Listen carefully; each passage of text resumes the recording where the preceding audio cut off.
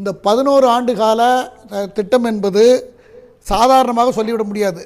Article 370 ரத்து. 370 article revoke பண்ணதுக்கு பின்னால மட்டும் 579 டெரர் அட்டாக்ஸ் சொர்க்கபூமியா மாறிடும் அப்படின்னாங்க.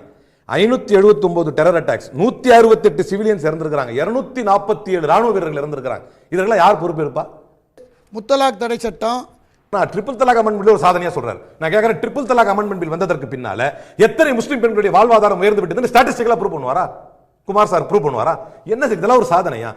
ரயில்வே சீர்திருத்தம், நம்ம மூத்த குடிமக்களுக்கு இருந்த பென்ஷனர்ஸ்க்கு, வயதானவங்களுக்கு இருந்த ரயில் கட்டண சலுகையை கூட எடுத்துட்டாங்களே சார். அதையா நீங்க ரயில்வே சீர்திருத்தம்ன்றீங்க? ஏன் நாங்க இது செய்யல அதை செய்யலன்றீங்க? நான் என்ன கேட்கிறேன், முத்ரா லோன்ல தமிழ்நாடுக்காரங்க வாங்கலையா லோன்? முத்ரா லோன் வாங்கினதே தமிழ்நாடு.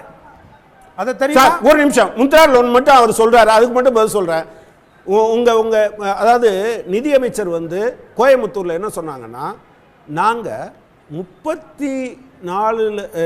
20 லட்சம் பேருக்கு நாங்க முத்ரா லோன் கொடுத்துருக்கோம் கோயம்புத்தூர்லன்னு சொன்னாங்க. பத்திரிகையாளர்கள் என்ன கேட்டாங்க, அம்மா இங்கே மொத்தமே 34 லட்சம் பேர் தான் எங்கள் மாவட்டத்திலே இருக்கோம், 20 லட்சம் பேருக்கு எப்படிமா கொடுத்தீங்க? அவங்க என்ன சொன்னாங்க, நான் டபுள் செக் பண்ணிட்டு வரேன்னு சொன்னாங்க. ரைட், ஏதோ வாய் தவறி இருக்கும்.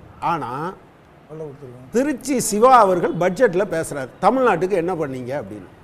உடனே இவங்களோட அந்த பட்ஜெட் அன்னைக்கான அவங்களுடைய ட்விட்டர் ஹேண்டில் போய் பாருங்கள், அதையே சொல்லியிருக்காங்க, என்னெல்லாம் பண்ணியிருக்கோம் அப்படின்னு. சார் தப்பு சார், அது பொய். அதை ஏன் அப்படி சொல்லிட்டு இருக்கீங்க? 12 கோடி பேருக்கு டாய்லெட் கட்டி கொடுத்துருக்கு. 12 கோடி டாய்லெட் கட்டி கொடுத்தோம் அப்படின்னாங்க.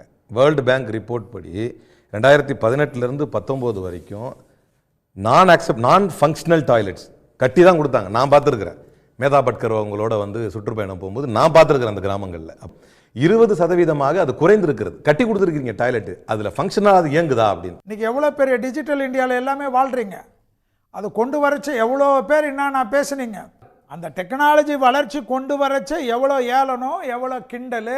அப்போ டிஜிட்டல் இந்தியான்னு நீங்கள் சொன்னீங்க, அது ஒரு பரிணாமம் போல அடுத்த கட்டத்தை நோக்கி போய்கிட்டே இருப்பாங்க. அப்படி பார்த்தா பப்ளிக் கால் ஆஃபீஸ் கொண்டு வந்தது யார்? முதல்ல கம்ப்யூட்டரைசேஷன் ஆஃப் பேங்க்ஸை செய்த போது இது பொதுமக்கள், அதாவது பணி செய்யக்கூடிய மக்களுடைய பணியை கெடுக்கும், வேலைவாய்ப்பை பாதிக்கும் அப்படின்னு பாரத் பந்த் நடத்தியவர்கள் பாஜகக்காரர்கள்.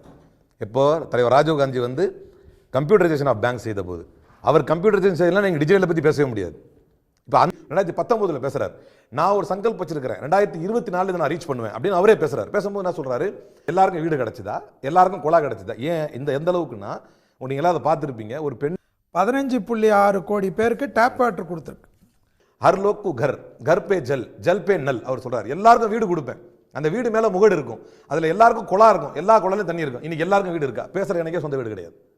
அப்ப நரேந்திர மோடியுடைய வாக்குறுதி இந்தியா முழுக்க நிறைவேற்றப்பட்டிருக்கிறது. இடத்துல விளம்பரம் பெரிய ஒரு போர்டு வைக்கிறாங்க, அந்த பெண் எனக்கு நரேந்திர மோடியுடைய திட்டத்தில் எனக்கு வீடு கிடைச்சிருச்சு அப்படின்னு ஒரு பெரிய விளம்பரம். அந்த பெண்ணிடத்திலே, அந்த பெண்ணுடைய வீட்டுக்கே போய் கேட்கறாங்க, இந்த வீடு உங்களுடையதா என்றால், இந்த வீடு நான் இந்த வீடுடைய முகடு கவர்மெண்ட் தான் போட்டு கொடுத்துச்சா உங்களுக்கு அப்படின்னா, அந்த பெண் சொல்கிறார், இந்த ஓனர் கோச்சிக்கு போறார், நான் இருக்கிறதே வாடகை வீடு அப்படின்னு.